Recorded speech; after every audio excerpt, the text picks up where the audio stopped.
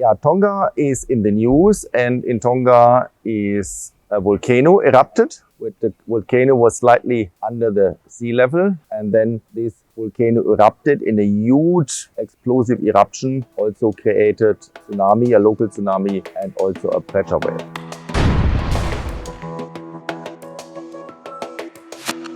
Therefore, to Thailand, there is no immediate effect. There's a scientific effect in terms of we can measure the pressure wave, but there's no immediate effect because of the distance and also of the, basically of the distance.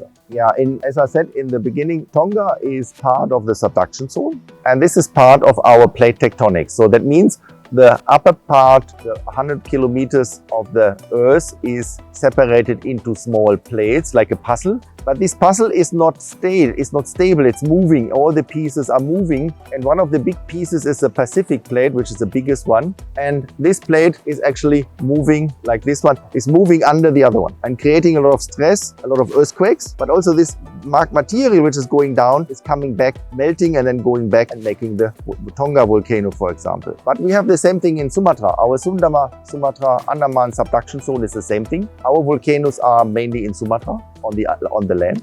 But we also have in our puzzle, we have plates not moving together. We have also plates moving apart, and there's no hole inside. The magma is coming out, and this magma, we call it a mid-ocean ridge, is creating a huge chain of mountains, volcanic mountains. Under the sea, we don't see that, which can be 2,000-3,000 meters high, but the top of the volcanoes are about 3,000 meters below the sea level. And we don't have to go too far. We go a little bit in the Indian Ocean, and we can see that there too.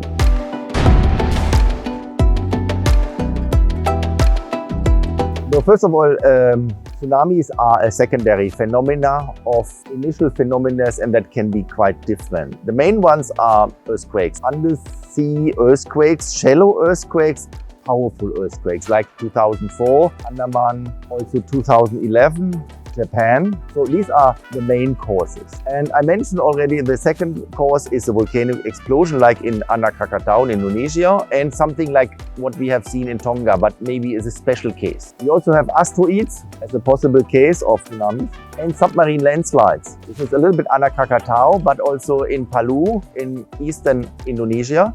We had an earthquake on land, but created some landslide, and that created tsunami. So for the situation in Thailand, we have a system to warn for tsunamis. Why do we need that? Because we cannot predict tsunamis. We cannot forecast tsunamis. Why?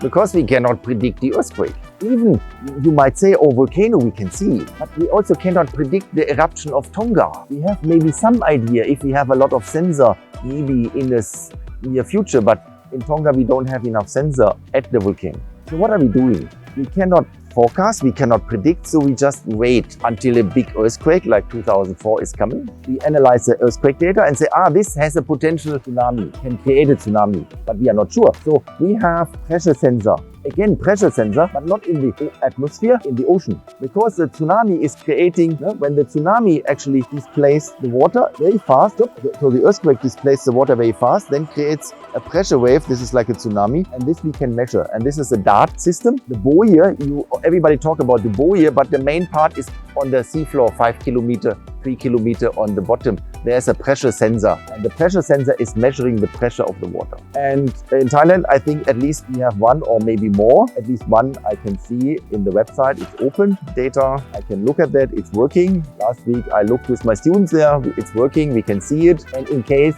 our government here in Thailand has a National Disaster Warning Center under the DDPM, under the Ministry of Interior. And I think they are doing their job. We have much better system than before 2004. Before 2004, we have nothing. And I think we have also a good system. We have good people there. We don't have so often tsunami. We can improve things. I'm pretty sure there can be improvements. I think our Prime Minister said something that maybe some maintenance has to be done on the system. But I think this is ongoing. Ongoing also in understanding the system. This is for us important. That's why I'm teaching my students. Understanding the system, what the system can do and what the system cannot do. Like in Japan, there was a warning, but the time when the wave should arrive, the wave is not coming. The wave come later, and the people thought, oh, there's no wave coming, and then they'll go back. But actually, you have to wait for all clear, and they didn't do that. The system has that, but also the people have to follow and understand that, and also slowly over time trusting the system.